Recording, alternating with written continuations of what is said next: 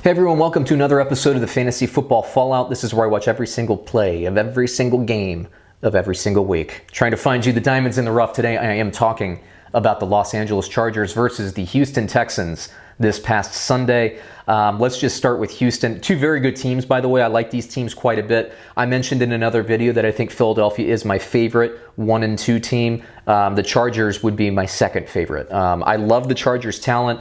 Frankly, they should have been 2-0 coming into this game.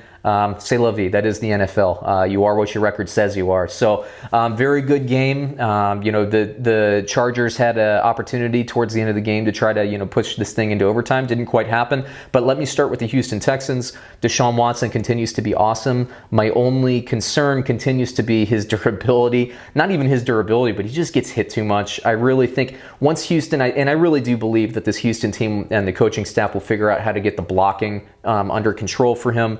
And part of it too, let's be real about this, part of this too is Deshaun Watson tries to make plays. He holds onto the ball a little bit too long.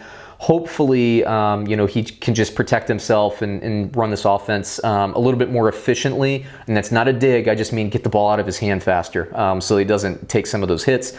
7 carries, 18 yards. Sometimes he gets walloped on those. And, the problem is, when quarterbacks run, you leave yourself susceptible up to being bullied. Quarterbacks are pretty well protected in the pocket. Once they leave the pocket and become a runner, you can get some of those cheap shots that aren't necessarily personal fouls. That's why sometimes you see the quarterback pop up and he's, because he's so used to being protected in the pocket, he'll pop up and look for the official and, do the flag throwing motion and all that. But going back to the physicality of the game, you just got to stay upright. It always worries me because I love watching Deshaun Watson play, and I think if you're a Houston fan, and you probably agree with me, you don't want to completely neuter the guy. You don't want to take his legs away from him. But Russell Wilson uses his legs and doesn't ever seem to take big shots. Deshaun Watson, I just hope that they can do a little bit better protecting him. DeAndre Hopkins, awesome. Only 6 catches, 67 yards. Credit the Chargers defense there for keeping him out of the end zone. Fuller had 7 targets, 5 catches, 51 yards. Had a couple of over-the-top shots that didn't really pan out. And I like what Stills is doing in this offense. I see him as a daily fantasy guy. I would never start him on my fantasy roster, but I like what Stills instills, no pun intended there, in this team. Kiki QT, nothing doing there. I can't remember if he was injured or if he was just deactivated, probably injured. I like QT, but Stills adds another kind of down the field option for this team that I like. And then Houston had a very rare 3-touchdown game, all 3 to tight ends, which is unheard of for them.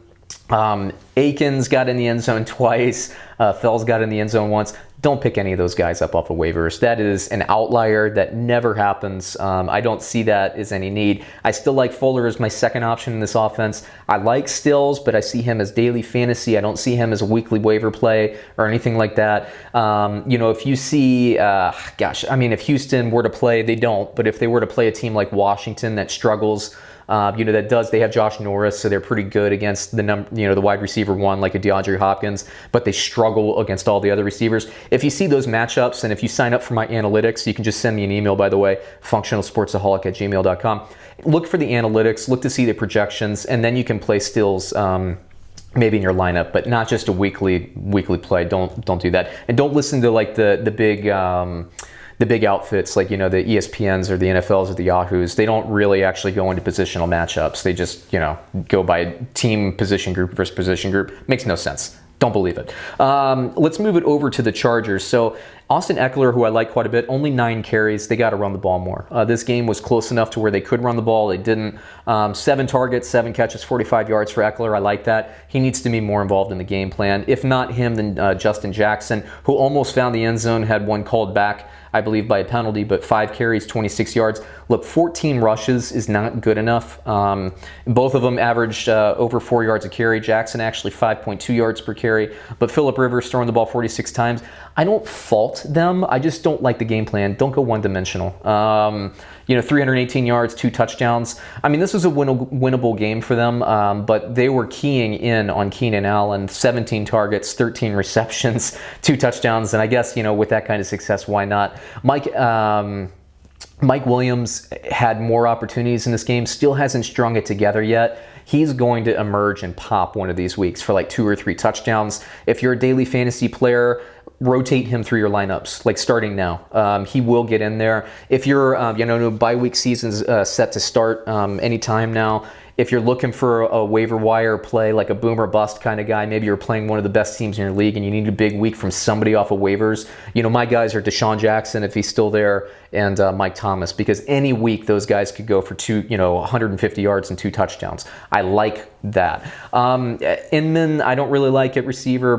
Benjamin, I don't think those guys have value. And then, the Chargers of Los Angeles, I almost said San Diego, they can't get anything going with their tight ends. Kendricks is playing this game. We'll see what happens when Henry's back. Yeah, I know it's hard to fill the hole of an Antonio Gates, but I think they should sign him if he's interested in coming back. They need some more goal line presence there. And I know Gordon is going to be coming back too, Melvin Gordon, from a holdout sometime in the next, probably 2 months to 3 months.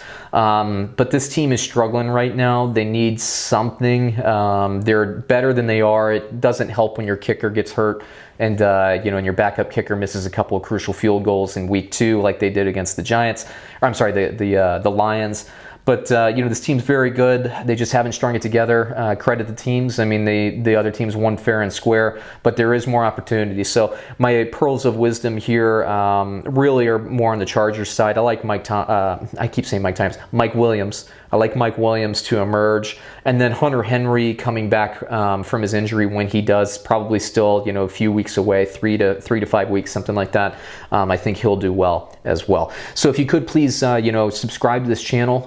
That wraps it up for this episode. Check out other other episodes as well. We could use your support in growing the channel. We need watch time. We need more subscribers. So you can subscribe by hitting the buttons in the bottom right or the top left of your screen, the logo or the red button. You can also watch a playlist in the upper right hand side of your screen. I do every game. I do game previews. I do analytics, basically everything that you can't find on the other guys' sites. We do. It's all proprietary and in-house. So, and we're not just reading stat lines, as you can tell. So, check us out on another episode. We could use your support. Thanks, and we'll talk to you soon.